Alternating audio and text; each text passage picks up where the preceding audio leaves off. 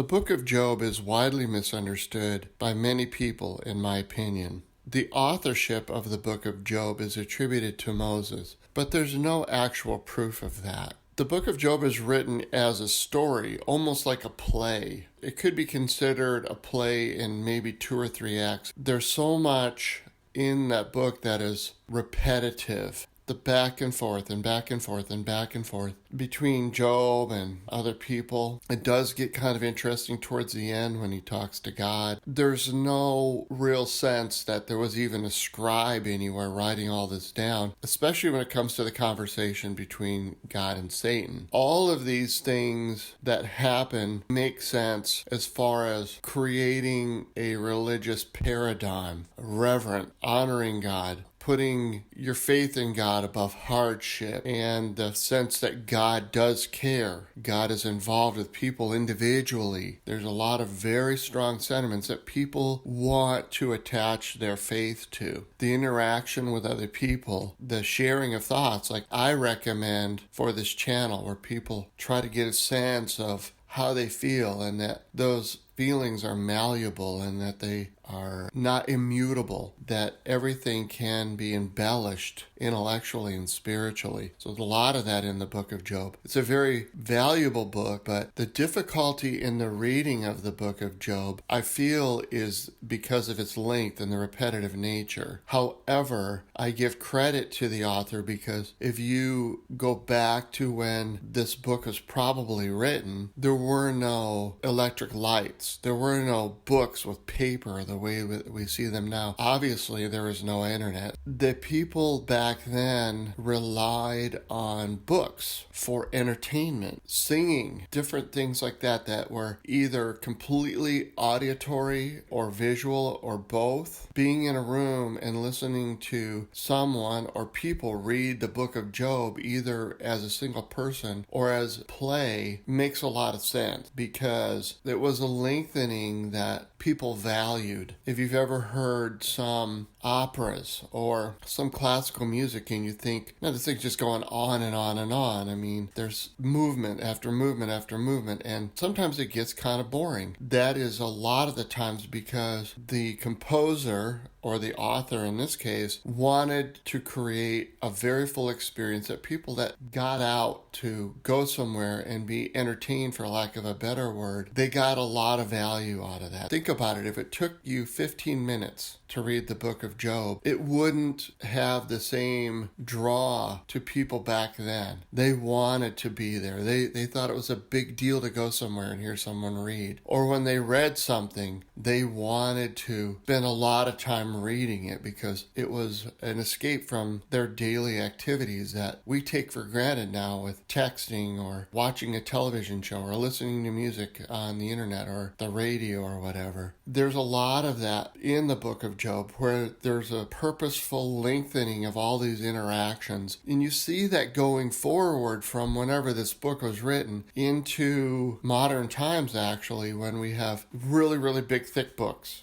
Harry Potter or Tolstoy, just really, really enormous books. There's so much material because people like that distraction and immersing themselves in the material. No, I do not believe that the book of Job is a depiction of any real events. The character of God, we all recognize that God exists, but the humans, there really is no proof that someone named Job ever existed. Go back in, especially the beginning of the book of Job, when it talks about his life before the catastrophes happened, the reverence to God and the piety and the prosperity of Job is something that we all value so much. Job was rich in spirit, he was rich in truth, and he was rich materially. So he had everything that people back then really, really, really wanted. It didn't matter how rich or poor you were, you could relate to all of those sentiments that are written in that first part of the book of Job. And then he goes through all this, and if you can navigate the entire book, and when you get back to the end, all of this stuff is restored, including human beings. His children who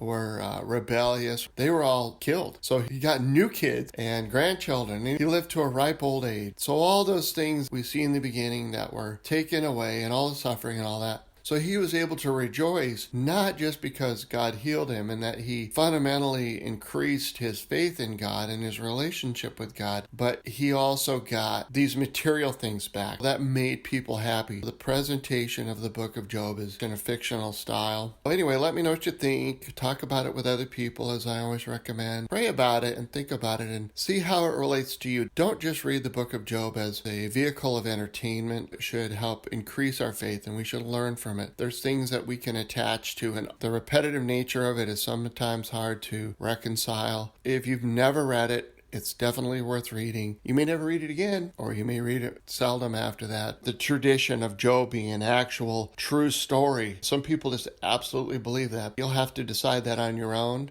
Enjoy reading it.